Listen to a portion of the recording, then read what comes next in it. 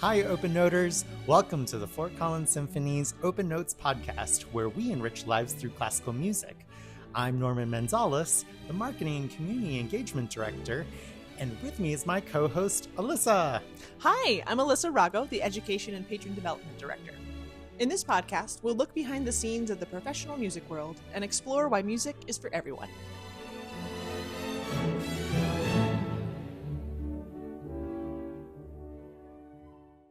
Well, today we're excited to chat with Dan Obluda. He's a percussionist and instructor of music at Colorado State University, where he teaches undergraduate and graduate courses in music history and music theory. One of Dan's specialties is film music. He has an extensive background in film music research and teaches courses on film at the university. Dan, thanks so much for joining us. It's a pleasure to be here. I've been looking forward to this ever since I knew it was on my docket and coming up. So this is a fun thing to do. Thanks for having me. Well, Dan, I've never actually met you before, but I would love to get to learn a little bit more about you. But first, where did you grow up, and are you a Colorado native? I am. I grew up, and my parents' families, actually, like my mom's parents, my dad's parents, they lived on the same street. And so all of my family members kind of live in that area, kind of between like Arvada and Golden, kind of the west side of Denver down there.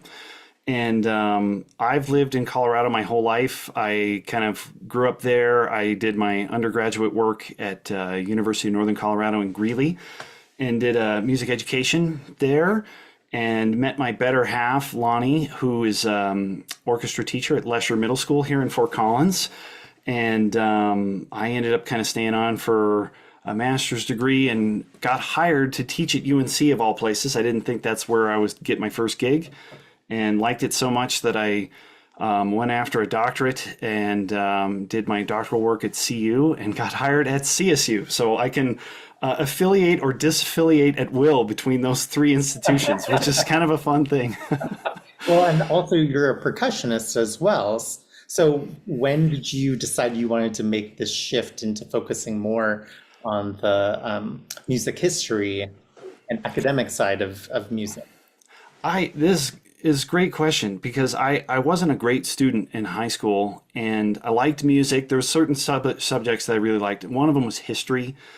And when I got to my undergrad and I realized there's like courses under the label like music history, it was like the confluence of all the things in my mind. I was like, I could teach that. Like, one, I thought it was the coolest subject ever. And then, they pay people to teach that, really? And it's like that's kind of what drew me in.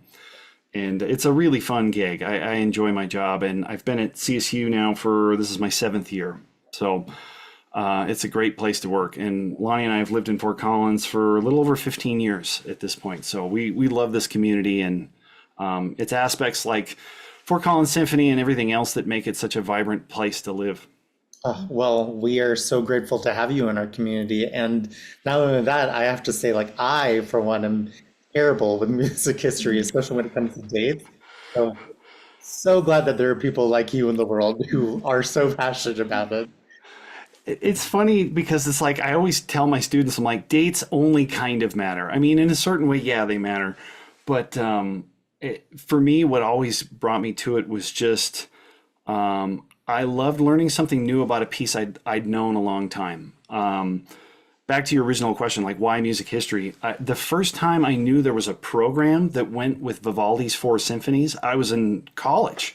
I didn't know that those were supposed to represent birds and the babbling brook and the thunderstorm and all that stuff in that first movement of the spring concerto. That was really opened my eyes. And I don't know, those are the things I tend to gravitate towards. Like, how many more of those little details can I learn, especially about music that I know? And then, of course, you get to learn new music too, which is always good. Well, I have to also mention the fact that even though I have mentioned that I don't find music history my particular strong suit, I do enjoy the stories that come along with history and how that helps inform myself as a performer to feel inspired in trying to communicate the music with that lens. So for anyone listening out there, Don't neglect your music history. It's so helpful, especially as a performer. I am contractually obligated to agree with you. Yes. I mean, I had a similar experience too. Like in music school, history was kind of just, oh, I have to do this to graduate, But then once I started teaching a lot, history became really an important part of connecting with the students. At the time, I was just like, oh, fine, well, I have to do this. But it has really been a wonderful tool to have just out in the world. It especially, I think, helps with teaching. You saying the thing kind of about your own teaching. Lonnie does a unit with her seventh graders in the orchestra where she'll play them movements of pictures at an exhibition, and she won't tell them what the painting was of. She'll make them kind of listen to the music and see if they can figure out details, or sometimes it's even better when the students come up with something totally original and completely like different. But it's also remarkable how on the mark they can be, like with the old castle movement or things like that, where it's amazing to see young musicians kind of interact with that, and then they get an interest in like learning more about the piece too, which is, I don't know, it's fun way to engage with musicians regardless of their skill level. It's a nice meeting point.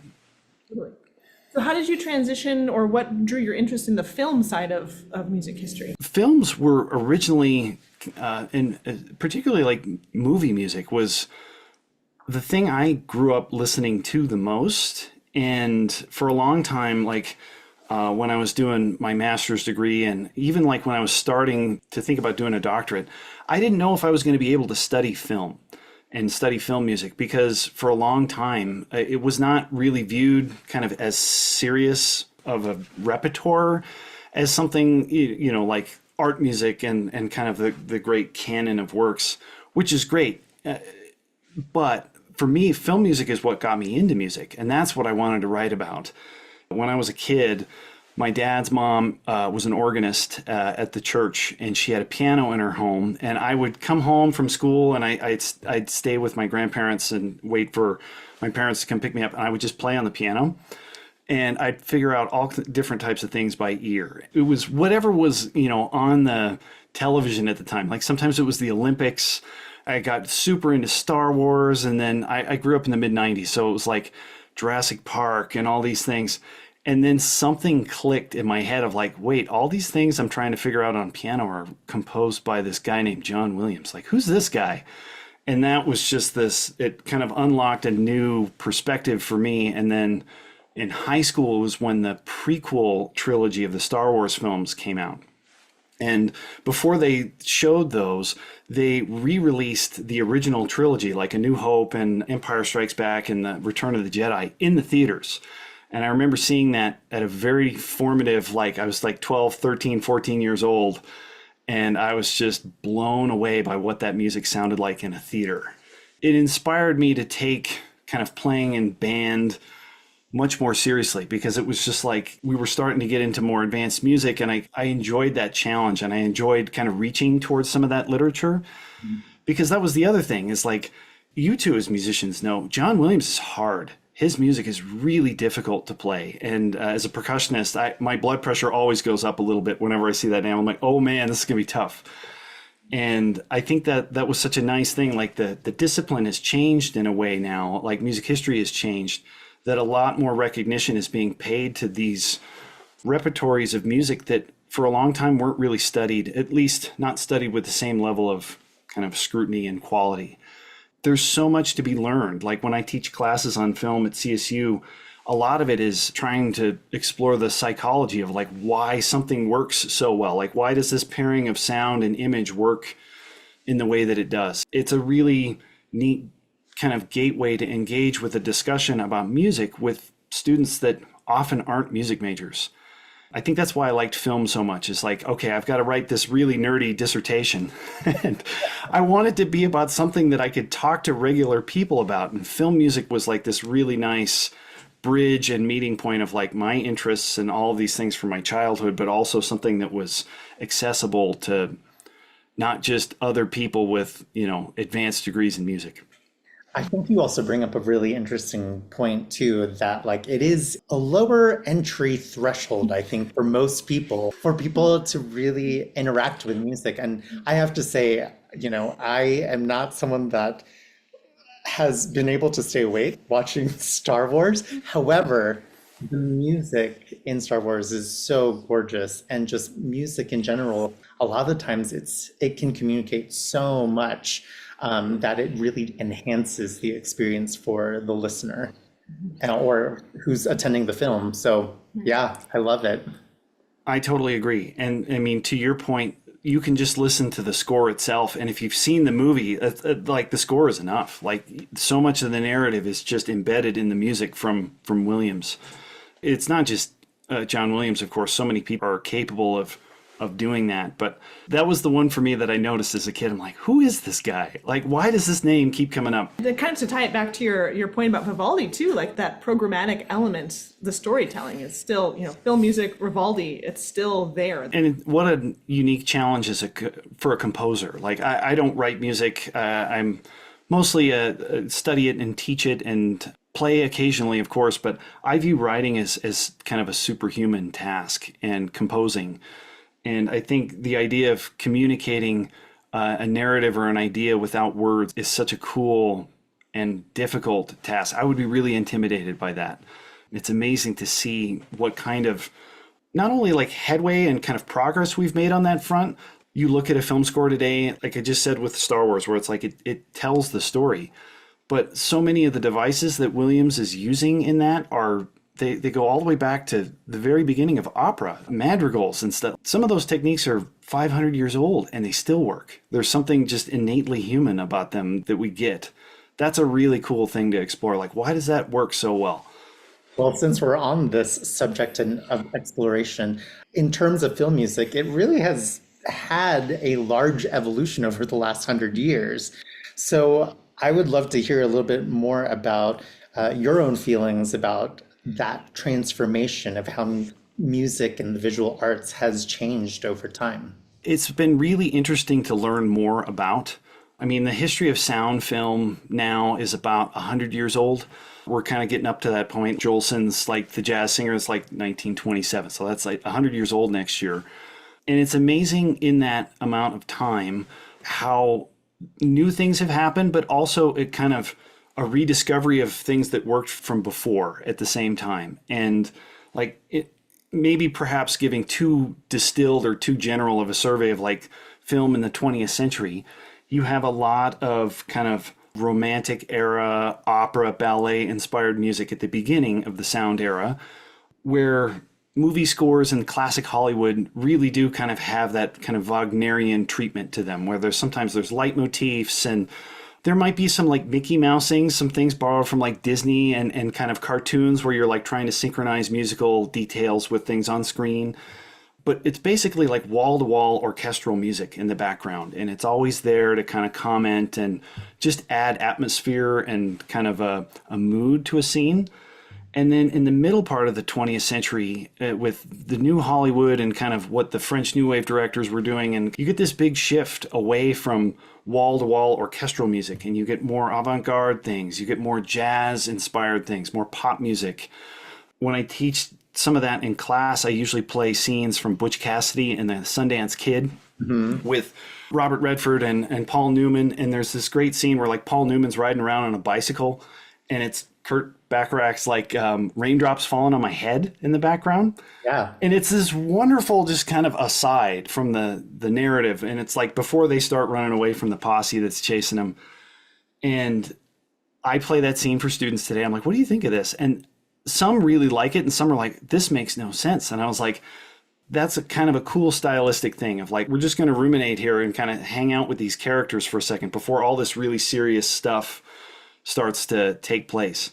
And I mean, Kurt Bacharach won 2 Academy Awards for that. Like, he won the best song and he won the best score for that film in 1969, I think Butch Cassidy comes out. But other things, like that's more of a popular music inspired one. I don't know if either of you have seen 2001: A Space Odyssey. This is a film I subject and punish my students with, because if you're not expecting that movie, it is so unusual, and it has beautiful moments, but it's also really, it demands a lot of the viewer, I think. And it has this, compiled score with all this very avant-garde art music. And then, of course, like Strauss and other a little bit more approachable things. But there's something about 2001, I think, is you can't really show it to a young or an inexperienced audience and expect them to want to watch it again. Where Star Wars, I think, really does read to a younger audience, even though it's dealing with, like, you know, space and these big characters and things. It has, of course, a little bit more clearly defined narrative and characters and character arcs. But I think the music was a really big thing that made that so approachable. And the idea that you have this kind of otherworldly visuals paired with very familiar musical style with John Williams and like basically an operatic treatment in the background. And to kind of circle back to what you're asking is like, how did films and film music change so far? There's been a lot of going back to those established kind of like golden era Hollywood treatments where it's like you have an orchestral score and you have leitmotifs or like character themes and you have those themes change as the character changes. That's a very old school way of doing something. And by that, I just mean like that's all of opera. That's not just Wagner. I think it's cool that sometimes you still get very out there movie plots and locations and things, and you still get those types of, you know, it's an orchestra in the background. I've been conditioned to just accept that, and I love it. I love having the orchestral kind of soundtrack in the background. Well, I think this is particularly cool that we're doing this performance of Charlie Chaplin's The Gold Rush, because I think a lot of people are really familiar with, you know, Star Wars motifs, and same with like Jurassic Park. And I'm sure to some extent there might be some people who also remember 2001 Space Odyssey and some of the weirder movies that happened in the 60s and 70s. But Gold Rush in particular, you know, it had a release in 1925 with Chaplin, who did so much, but then ended up having a rewrite, essentially. It's going to be really cool for our audience to get to see some like earlier parts of film music and maybe give them an opportunity to see how it's really changed, but also been kind of similar even back in that early part of the 20th century. I totally agree. This was a really fun one. I'd seen several movies from this era. Buster Keaton was somebody that I'd actually spent maybe a little bit more kind of time and experience with than Chaplin. And Chaplin was a really interesting person to learn about, and at least more about. I'd seen a couple of his movies like City Lights and Modern Times and things like that. But I had not seen this one. And Norman, you bring up a good point of like they basically re-released it in 1942.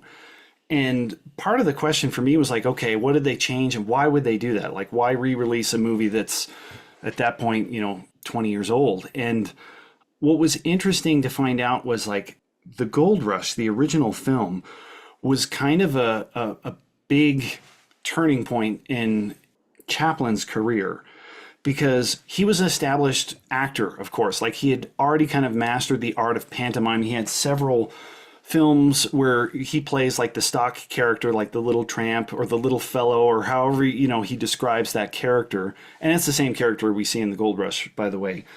But it was the second film that he had made with United Artists. And the first film that he made with United Artists kind of flopped. And I think there was pressure to do something that was really good, and that's something that kind of played to all of his strengths. They spent a ton of money making this movie. They spent $900,000 in 1926 to make this thing.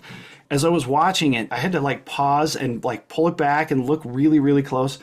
There were things at the beginning of the movie, like when they're establishing the place of like the Klondike and the Yukon and all this with, you know, all the prospectors in the snow. And I'm like, surely these are miniatures. Like, these are just little, they're not. Many of them are like, they filmed on location just north of Lake Tahoe in the Sierra Nevada. They had like 600 extras that they had like to populate the town that they made and to like climb up and do all of these things. All of that production and effort. And it was also on the front of the special effects that they used. There's some really famous scenes out of this movie. Like, I'd seen the scene where Charlie Chaplin turns into a chicken, and it was fun to finally see the movie that was from. I was like, oh, it's this one. Okay. And that is amazing. Like the idea that you have these starving prospectors and they look at one another and they like hallucinate that the other one turns into like food. There's something wonderful and just cartoonish and hilarious about that.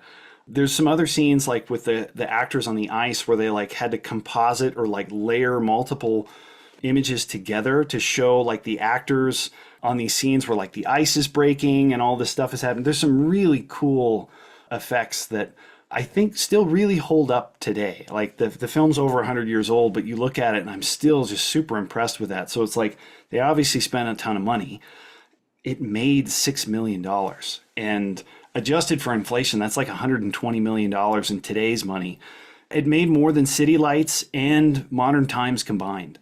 Those are both great films. I'm not trying to somehow disparage those two films, but like this kind of hit on something. I think it's a very charming story, and the characters are relatable and funny, but also you empathize with them and they feel realistic in ways that sometimes characters, especially in some of the older like silent era films, it can be hard to relate to characters. I feel like all the characters in this movie, you can totally understand their motivations and what's driving them. Yeah, it's a really interesting story. So that was a really popular film, and he goes through all this effort to remake it, and then multiple times throughout his life, when asked like, what film do you want to be remembered for, like this was the movie that he would continually cite, like The Gold Rush is the single film that I would love to be remembered for. And I just thought that was cool because I wasn't familiar with it before kind of doing the research for this. And now having watched a couple versions of it, I can totally see why. It's a really well-made and well-crafted piece of art. Yeah, and I also want to add too that I thought it was interesting in our own research, just trying to learn more about Charlie Chaplin, because I really didn't know too much about him. That he truly was a quadruple threat between writing scripts, composing music, acting in them, and directing them too. It's just like, wow, I can't think of a lot of people who can do that. And to the success at which he was able to do at his time, I also think one of the reasons that this movie was kind of like the apex of his career was the fact that he really stood true to this idea of finding humor and comedy in the horror of reality.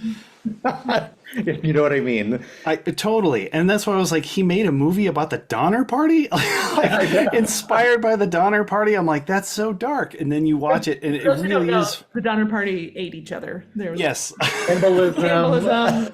yes, like to the point of like graphic. eating leather boots, which I think in one point in the movie, there's a little just moment where you see Charlie Chaplin actually eating a leather boot.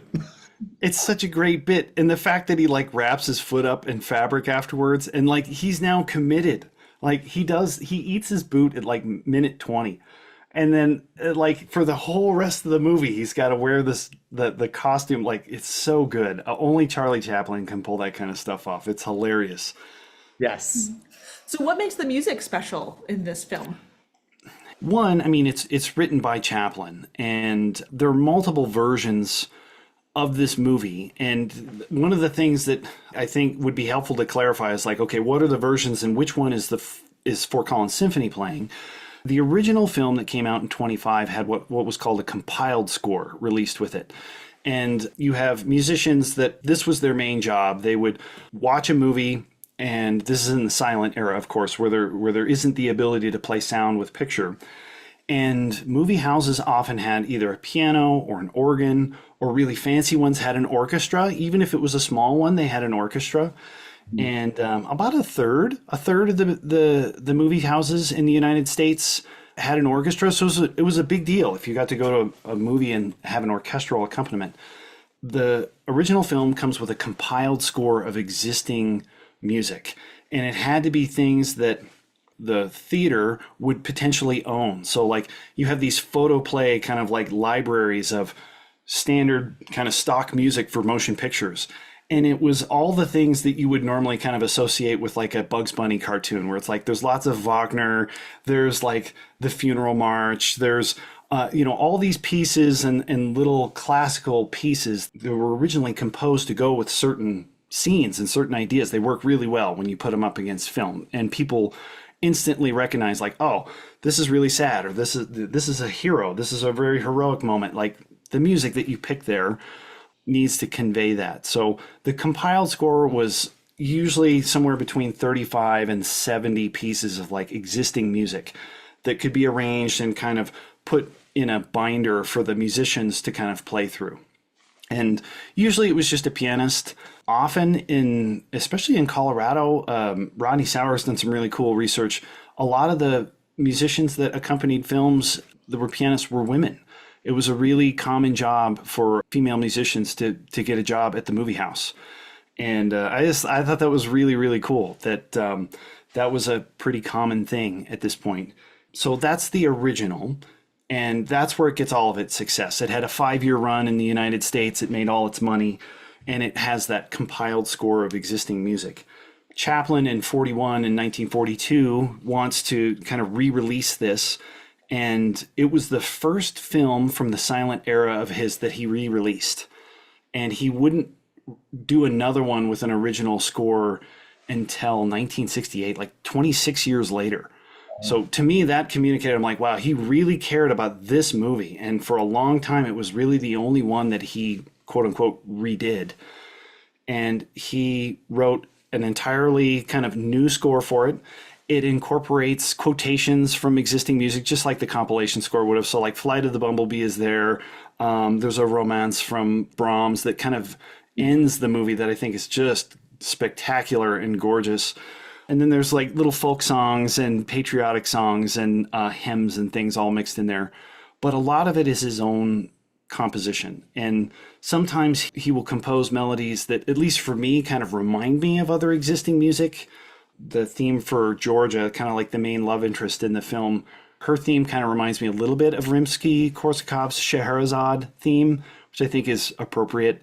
So he's kind of doing the expected thing that would have happened with the film. So it's not a huge departure from the original movie, but it is all new music and all stuff that Chaplin himself wrote. And I think you really get to see him flex some skills that you were alluding to earlier, Norman, with like, he is a quadruple threat. And his father was a tenor. His mother was like a music hall performer. You can tell like this guy grew up listening to music and was very adept at writing his own music. He enlisted Max Terr, who's the arranger. He needed help with transcribing and notating. That was the main thing he needed an arranger for, was like, okay, we got a 42-piece orchestra. Can you help me orchestrate and kind of write all this out? But otherwise, it's Chaplin that's doing all those kind of decisions. So they re-released the movie in 1942 with Chaplin's new score. And then he removed all of the title cards from the film because it was a silent movie. So whenever a person or an actor would speak, there would be a blank screen with the, this is what this person just said. He was afraid that in 1942, audiences didn't have the patience for that. So he got rid of all those and he added his own kind of narration and voiceover in his own voice, like for the whole film. And strangely ended up changing aspects of it. It's quite a bit shorter. It's about 11 minutes shorter than the original. He changed the ending. The ending in the revised version, in the 1942 version, the little fellow and Georgia, like they meet finally at the end, but they kind of just walk out of frame. They don't embrace or have a kiss the way that they do in the original. And it fits the music so much better, in my opinion, to have the original ending. And that's kind of my segue into version that Fort Collins Symphony is performing is arranged by Timothy Brock. And he was hired by the Chaplin estate to rework that original composed music from Chaplin. They literally just gave him a box, like, here's all the parts, here's the scores, here's everything. It hadn't been opened in like 60 years. And this poor guy has to like rummage through and recreate this thing. I think it took him 9 months. I was going to say, that sounds, just a little levity, that sounds like any doctoral student trying to write their dissertation. Doesn't that sound like a great gift, like a project for a grad student? Like, here, go do this. I don't have time, but you do. Right, exactly. But I mean, to Brock's credit, he does such a great job. And what he noticed was looking at the score and watching the 1942 film, he's like, so much of what he was hearing wasn't actually in the conductor's score, and the musicians had written it all into their parts. So it meant that he had to go through literally part by part and do like one track or one cue of the film at a time, from piccolo all the way down to string bass, one part at a time. And it's really cool. Not only did he do that, he also kind of rearranged and stretched some things and condensed some things to fit the original edit of the film. Because again, the version that Fort Collins Symphony is playing, it is the 1925 version, but it has the 1942 score by Chaplin. In my opinion, that's the best of both worlds. Like, that's, you get the ultimate kind of craftsman coming in and giving you the best musical accompaniment that it could have, but you get the original images too. It's wonderful, in my opinion. So the moral of your explanation and story is that people should try to make an effort to come and watch the Fort Collins Symphony perform the Gold Rush, because it's going to be the best of both versions. For so many reasons. It's the best of both versions. And if people are curious, you can actually go and watch the compilation score, like the original 1925 with like a piano accompaniment. It's streaming on Prime. And I think it's public domain. You might even be able to get a hold of it on just generally on the internet. It's good. I'm not going to disparage that. What's cool about what Fort Collins Symphony is doing is that you all are going to do something that Charlie Chaplin never got to experience. Like, he helped record the new score like on the recording stage, but he never got to see the film played with a live orchestra playing his music underneath. That's totally unique to this arrangement that Timothy Brock made. It's the best way to introduce somebody that's maybe new to silent film. Like, if you've never watched a movie this old, sometimes there's some big stylistic and aesthetic gaps that happen. Like, we're living in 2026 and you watch something from 100 years ago, sometimes that can be hard to have the patience to make it through certain scenes or certain sequences where the storytelling style is just so different. Having a live orchestra underneath all of that somehow just gets rid of all of those inhibitions for me. And it's the visuals, the acting, the special effects, they're so compelling on their own. But then to have that same filmmaker come in and add this musical score that basically is a narration in itself, it's the ultimate version of it. And you don't really need Charlie Chaplin's voiceover that he did. And I think that's why the version you all are doing is so good, is the music really is Chaplin's voice in that presentation. It's beautiful. Well, and to think about that kind of in relation to the fact that like audiences, when the first movie first came out, were hearing the same music that they heard on every other film, basically. Personal connection that Chaplin put into that by writing his own music. I think that's a really good point, and something I didn't really think about, where it's just like the standard of, using Wagner, Ride the Valkyries for, whatever it is. I'm sure that happens so like on a weekly basis. You went and saw something and that was in the cue sheet. You're exactly right in that, like, a composed score is special because it lives on its own and only with the film. I think that's a really good point to make about this. And I think it's a great way, if you've never seen a silent film before, this is the best way to experience it the first time, in my opinion. Because, like, you're going to be a room full of other people that are going to be laughing at all the ridiculous gags in this thing. Like, it's so funny, too. Like, obviously the chicken scene, but, like, there's like a dinner roll scene where he's got like dinner rolls like skewered on forks and he's like dancing with. It's hilarious. Such a great movie that I knew little bits about, but now I feel like I know more about my own discipline now, having like watched this and studied it. I can see why it was such an important film to Chaplin, for sure. That's so cool. Well, Dan, before we wrap up, it's been so fun getting to learn more about you and the film and the musical elements, but we have a few rapid fire questions for you. For these questions, all you have to do is just say the first thing that comes to mind. Oh gosh, okay. You're going to see how slow my brain actually works. Like, the buffering wheel is going to appear before the screen. Well, it's just a fun way to, do something with our guests, and again, to just kind of humanize the brain behind the speaking voice. Of course. Please, fire away. All right. So, favorite classical music piece? This is so hard. Like, longtime favorite, it's the things that got me when I was a kid are, again, Vivaldi, The Four Seasons. I listened to that on repeat when I was a kid. The Nutcracker, I loved the Nutcracker. My grandmother took me to that when I was like 5 years old, and I wanted to go every year afterwards. I thought that was so cool.